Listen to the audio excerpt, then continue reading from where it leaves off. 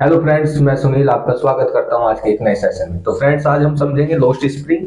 Lost spring जिसका मतलब होता है खोया बचपन। स्प्रिंग मतलब बसंत, बहार, यानी कि वो मौसम कह सकते हैं जिस में चीजें खिलती हैं, यानी कि बच्चों का जिसमें ग्रोथ होती है, कह सकते हैं जिसमें बच्चों को पढ़ना चाहिए था। उस समय में ये बच्चे क्या करते हैं, यहाँ पे रैग पिकिंग करते हैं। तो इसलिए टाइटल बिल्कुल सही है, लॉस्ट स्प्रिंग, खोया हुआ बचपन। ये कहां से लिया गया है? स्टोरीज ऑफ स्टोलन चाइल्डहुड, जो लिखी है किसने? अनीस जंग ने।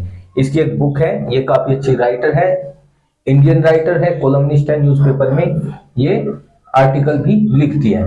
तो इन्होंने एक बुक लिखी थी जिसका नाम था स्टोरीज ऑफ स्टोलन चाइल्डहुड। उसी में से ये एक हिस्सा लिया गया है जिसका नाम है लॉस्ट स्प्रिंग। बात करते हैं इस लॉस्ट स्प्रिंग चैप्टर के। आपके दो पार्ट दिए गए हैं। फर्स्ट पार्ट है आपका sometimes I find rupee in the garbage, और सेकंड पार्ट है I want to drive a car. आज हम बात करेंगे फर्स्ट वाले पार्ट की। तो इसमें sometime I find rupee in the garbage, इस वाले पार्ट में बताया गया है जो रैग पिकर है उनके जीवन के बारे में, कि वे कितने बेकार जीवन वे जी रहे हैं, उसके बारे में बताया गया है। इसमें एक मेन कैरेक्टर है जिसका नाम है साहिब। क्या नाम है? साहिब। अब साहिब की बात करते हैं। एक रैग पिकर है, कहां से? सीमापुरी से। दूसरा, इसकी बात यह है कि एक बड़ा ही सिंपल और सादे स्वभाव का क्या है, ये एक लड़का है, और इसके जो ड्रीम्स है वे काफी सिंपल है, एकदम सिंपल ड्रीम्स है इसके। बिलीव इजिली, यदि कोई इसे कोई बात कहता है तो उस बात पर वो आसानी से विश्वास कर लेता है। तो फ्रेंड्स, अब हम समझते हैं इस चैप्टर के बारे में। तो एक दिन जो हमारा ऑथर है जिसका नाम है अनीस जंग, ये हमारी ऑथर सुबह सुबह अपने काम के लिए निकलती है, और जैसे जैसे ये सुबह अपने काम के लिए निकलती है तो इसकी मुलाकात होती है साहिब से और उसके फ्रेंड्स से। साहिब और उसके फ्रेंड्स जो क्या काम करते हैं? रैग पिकिंग का काम करते हैं। अब ये रैग पिकिंग क्या होती है? आप सभी ने देखा होगा कि आपके पड़ोस में कुछ बच्चे होते हैं जो अपने कंधे पर एक बड़ा सा बोरा रखते हैं, एक इतना बड़ा तार रखते हैं, कह सकते हैं ऐसे ही हाथों से पन्नियां चूकते हैं, प्लास्टिक की बोतल इकट्ठी करते हैं, ये काम करते हैं। उसको कहते हैं रैग पिकिंग, कूड़ा बीनना। किसका काम करते हैं वे? कूड़ा बीनने का काम करते हैं। कौन करता है कूड़ा बीनने का काम? जो साहिब है और उसके फ्रेंड्स। तो उनसे कौन मिला? उनसे मिला हमारी ऑथर जिसका नाम है अनीस जंग। जैसे वो सुबह सुबह निकलती है तो किससे मिलती है? साहिब से और उसके फ्रेंड से मिलते हैं, जो क्या करते हैं? स्क्रंजिंग गोल्ड, यानी कि जो सर्च करते हैं, गोल्ड को सर्च करते हैं। गोल्ड क्या है? गोल्ड है उनके लिए वो कूड़ा जिसको बेचकर वे अपना खाना वाना खरीदते हैं और उससे अपना जीवन जीते हैं। लेकिन वे इंडिया में बहुत समय पहले आए थे, वे इंडियन नहीं है, वे बांग्लादेशी है। क्या है वे? बांग्लादेशी है। बांग्लादेश से यहाँ पर आए हैं। कहां पर? सीमापुरी पर। अब सीमापुरी के बारे में थोड़ा समझ लेते हैं। सीमापुरी क्या है? जो दिल्ली है, दिल्ली के पेरीफेरी पे बसा हुआ है। क्या है? दिल्ली के पेरीफेरी पे। पेरीफेरी मतलब उसकी सीमा पर बसा हुआ है। ऐसा तो कह नहीं सकते कि वो दिल्ली के काफी पास है, मीलों दूर है। क्या है? दिल्ली से मीलों दूरी पर है सीमापुरी। यहाँ पे पड़ता है जो लोनी है, लोनी के आसपास जो पाइपलाइन है, इसी के आसपास ये सीमापुरी पड़ता है। तो वहां पर रहते हैं कौन? Bangladeshi rag picker. कौन रहते हैं? Rag picker. और ये वहां पर कब आए थे? 1971 में आए थे। कब आए थे? 1971 या उससे पहले। अब इन्होंने बांग्लादेश को छोड़ा क्यों? इन्होंने बांग्लादेश को इसलिए छोड़ा क्योंकि वहां पर जो क्लाइमेटिक कंडीशन थी इनके फेवरेबल नहीं थी। इनके पास जमीन भी है, वहां पे घर भी है, सारी चीज है, लेकिन वो जमीन वो घर इन्हें कुछ भी नहीं देता। क्यों? तूफान आते हैं और तूफान के आने से इनकी फसल, इनके खेत, इनके घर सब कुछ बर्बाद हो जाते हैं, और वहां पर इनको भूखमरी के अलावा और कुछ भी नहीं मिलता। इसलिए ये कहां पर आते हैं? ये शहर की तरफ कूच करते हैं, और इन्होंने बांग्लादेश छोड़ दिया और ये कहां पर आ गए? दिल्ली के पास बसे हुए सीमापुरी में ये आ जाते हैं। क्यों आ जाते हैं? गोल्ड की तलाश में। अब गोल्ड क्या है? गोल्ड यानी कि जो सोना नहीं, जिससे कि इन्हें 2 टाइम की रोटी मिल सके। और इनका कहना यह है जहां पर हमें 2 टाइम की रोटी मिल जाए वही अच्छा है, उन खेतों से, उन मकानों से तो वही अच्छा जो हमें बर्बादी के अलावा और कुछ भी नहीं दे सकता। अब जो ऑथर है वो ऐसे ही इससे साहिब से पूछती है, अच्छा साहिब, जब उसकी मुलाकात होती है सुबह को, क्या कहते? अच्छा साहब, ये बताओ क्या तुम स्कूल जाते हो? वो कहता नहीं, मैं नहीं जाता स्कूल, क्योंकि मेरे आसपास कोई स्कूल नहीं है। अब ऐसी ऑथर उसे कह देती है कि अगर मैं स्कूल खोल दूं तो क्या तुम स्कूल चलोगे? तो साहिब कहता है क्यों नहीं चलेंगे, बिल्कुल चलेंगे। तो बस इतनी बात होती है और वो वहां से चला जाता है। क्या होती है, इतनी बात होती है और वो वहां से चला जाता है। अब जैसे ही अगले दिन ओथर निकलती है तो जो साहिब है वो दौड़ा दौड़ा आता है और ओथर से मिलता है और ओथर से कहता है, हाँ जी मैडम, आपका स्कूल तैयार हो गया कि नहीं हो गया? तो भाई जो मैडम है हमारी एनीस जंग, वो शर्मा जाती है और कहती है कि नहीं, स्कूल बनने में 1-2 दिन में नहीं बनता, स्कूल बनने में टाइम लगता है। और ऑथर सोचती है कि इसके जीवन में ये जो मैंने इसको एक प्रॉमिस किया है, ऐसे झूठे वादे पता नहीं कितने भरे पड़े हैं, कितने वादे इनके साथ किए जाते हैं और कितने वादे यहाँ पर भरे पड़े हैं। अब होता ये है कि ऐसे डेली साहिब से वो मिलती रहती है, ऐसे महीनों बीत जाते हैं, महीनों की जान पहचान हो जाती है। और जब महीने की जान पहचान हो जाती है, महीने भर की, तो जो हमारी ऑथर है वो साहिब से पूछती है, अच्छा ये बताओ तुम्हारा नाम क्या है, तुम्हारा पूरा नाम क्या है? तो साहिब कहता है, मेरा पूरा नाम है साहिब आलम। क्या कहता है कि मेरा पूरा नाम है साहिब आलम, जिसका मतलब होता है लॉर्ड ऑफ यूनिवर्स, यानी कि इस ब्रह्मांड का भगवान, यानी कि पूरी पृथ्वी को, पूरे संसार को जो चला रहा है वो किसका नाम है? साहिब का। और वो यहाँ पर क्या कर रहा है? पन्नी चुग रहा है। नाम है भगवान किसका? ब्रह्मांड का, चुग क्या रहा है? पन्नी। तो इस बात को कौन, आयरनी है, इसके नाम में एक विडंबना छुपी है। और जो हमारी ऑथर है वो फील करती है कि जिस दिन इसे अपने नाम के बारे में पता चलेगा तो ये उस पर बिलीव ही नहीं करेगा कि इसके नाम का ऐसा मतलब भी निकलता है। क्या? इस ब्रह्मांड का भगवान, इस ब्रह्मांड का देवता, वो देवता पन्नी चुग रहा है। देवता क्या कर रहा है? रैग पिकिंग कर रहा है। वो अपने नाम से बिल्कुल अनअवेयर है कि उसके नाम का मतलब क्या निकलता है। बस वो तो अपने नंगे पैर वाले दोस्तों के साथ, जो उसकी टोली है, उसके साथ घूमता रहता है। नंगे पैर मतलब बेयर फुटेड, यानी कि चप्पल वप्पल नहीं पहनते। तुमने देखा ये बच्चे ऐसे पहनते रहते हैं, क्यों से पहने? जब इनके पास है ही नहीं तो पहनेंगे कैसे? तो फिर हमारी जो ऑथर है वो पूछती है, हाँ भाई, अरे चप्पल क्यों नहीं पहन रहे, क्यों नंगे पैर घूम रहे हैं? तो उनमें से एक लड़का कहता है, मम्मी ने हमें टांड से उतार के नहीं, टांड मतलब सेल्फ से हमें उतार के नहीं दी। यानी कि उनका बहाना है। क्या है उनका बहाना? ये मना करने का कि उनके पास है लेकिन हमारा ट्रेडिशन है, हमारा मन नहीं करता, इसलिए हम नहीं पहनते।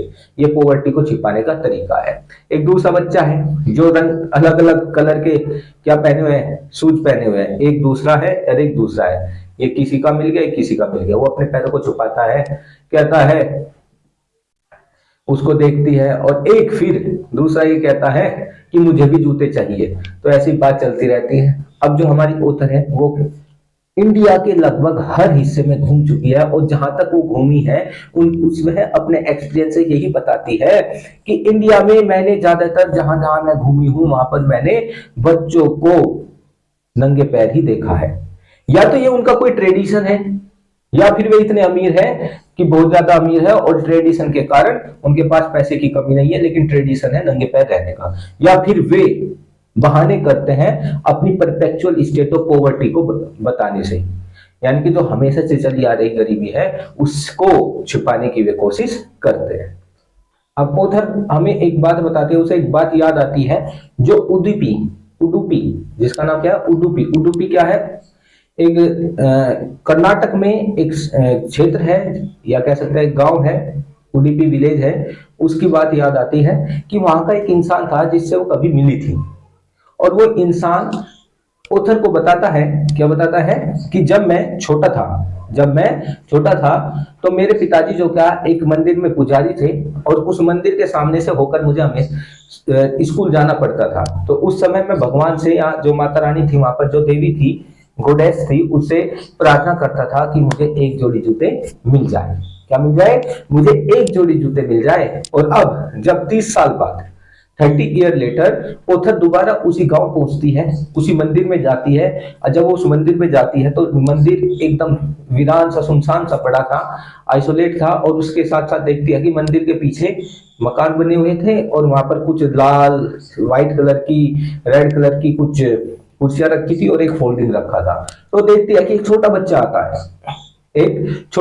है, जो बैग टांगे हुए हैं, और उस बैग को उतार के ऐसे ही फेंक देता है, किस पर? फोल्डिंग पर। जूते पहने हुए हैं, उन जूतों को उतार कर चला जाता है। तो मुझे उस 30 साल पहले वाले एक इंसान की, उस बच्चे की बात याद आती है जिसने भगवान से प्रार्थना की थी कि उसे एक जोड़ी जूते मिल जाए। शायद उसे ना मिले हो, लेकिन आज पुजारी के बच्चे भी जूते पहनने लगे हैं। और यदि बात करूं मैं उन बच्चों की, जो रैग पिकिंग करते हैं, वे अभी भी बिना जूते चप्पलों के ऐसे ही घूमते रहते हैं।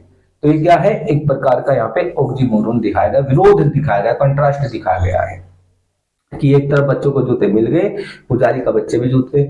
जो पहले पुजारी का बच्चा था, उसका पुजारी था, यानी कि पहले जो उसने बताया था, जो पुजारी था उसका बेटा था, वो भगवान से प्रार्थना करता था कि एक जोड़ी जूते मिल जाए।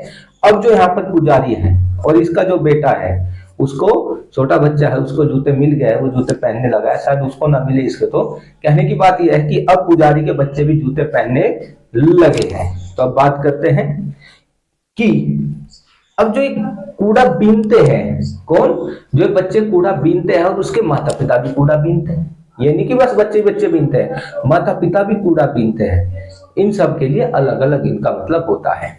क्या कि जो ये ओथर है, ओथर की जो जान पहचान है, किससे, साहिब से। अब कई महीनों की जान पहचान हो गई।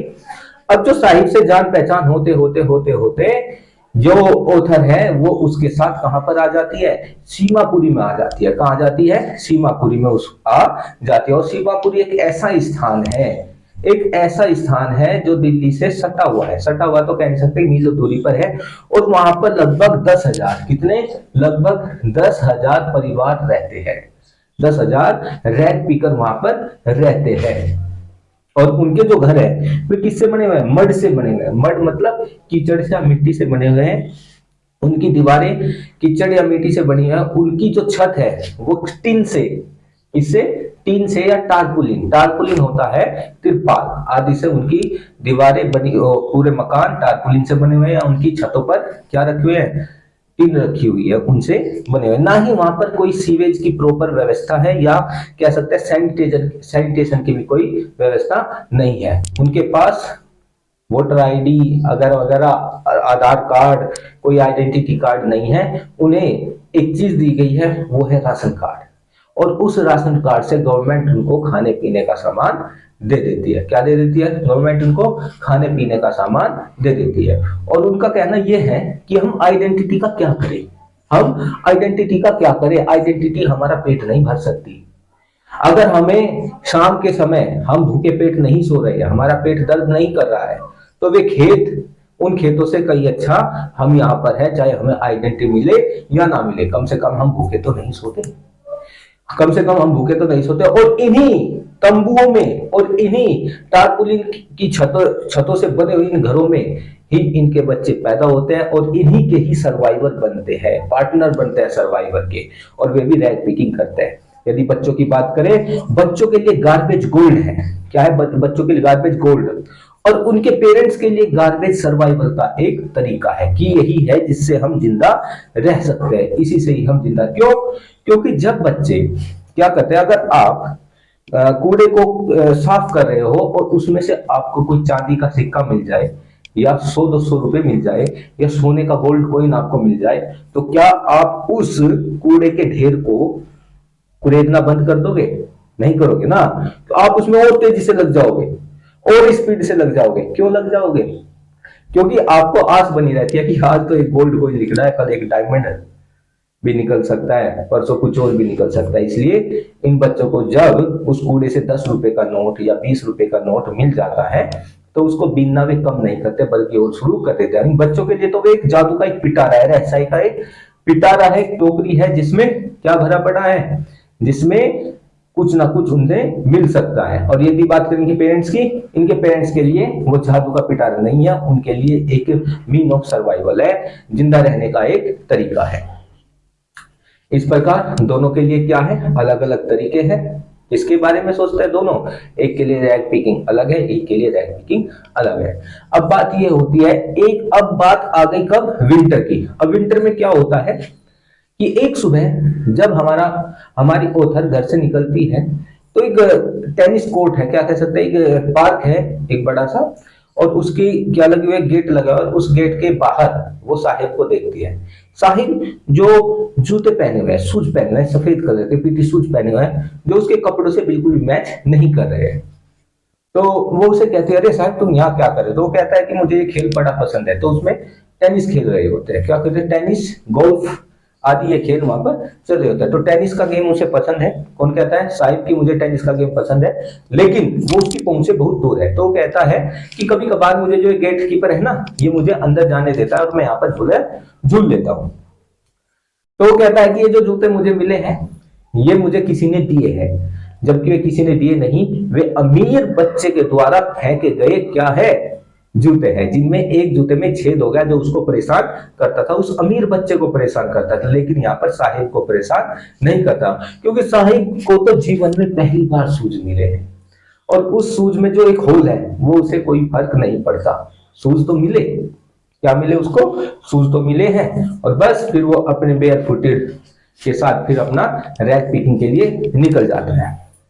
अब इसके बाद जो हमारी ऑथर है, एक सुबह क्या देखती है कि जो साहिब है, आज साहिब के कंधे पर जो हमेशा एक बोरा टंगा रहता था, जिसमें वो रैक पिकिंग करके वस्तुएं रखता था, आज उसकी कमर पे वो बोरा बिल्कुल भी नहीं है। आज उसकी कमर की बजाय उसके हाथ में एक कैनिस्टर है, एक कनस्तर है, एक कह सकते हैं चाय की एक बड़ी सी वो होती है, एक टंकी सी है, जो दौड़ा जा रहा है, क्योंकि अब वो एक ठेली पर काम करने लगा है, चाय की ठेली पर काम करने लगा है। वहां से उसको 800 रुपए महीना मिलता है और दोनों टाइम का खाना मिलता है। लेकिन अब उसके चेहरे पर वो चमक नहीं है, वो खुशी नहीं है, जो कब थी, जब उसके कहां पर, कंधे पर बैग हुआ करता था, वो थैला हुआ करता था, क्योंकि वो थैला उसका अपना था। अब वो कैनिस्टर उसका अपना नहीं है। पहले वो खुद का मालिक था, आज वो नौकर बन गया है। क्या बन गया? आज वो नौकर बन गया है। तो फ्रेंड्स, इसी के साथ हमारा ये चैप्टर कंप्लीट होता है। आपको ये वीडियो अच्छी लगी तो इस वीडियो को ज्यादा से ज्यादा शेयर करें, लाइक करें और चैनल को सब्सक्राइब करें। कल मिलते हैं इसके सेकंड पार्ट के साथ, I want to drive a car, और उसी में हम समझेंगे थीम, टाइटल और मैसेज के बारे में। ओके फ्रेंड्स, मिलते हैं एक नए वीडियो में।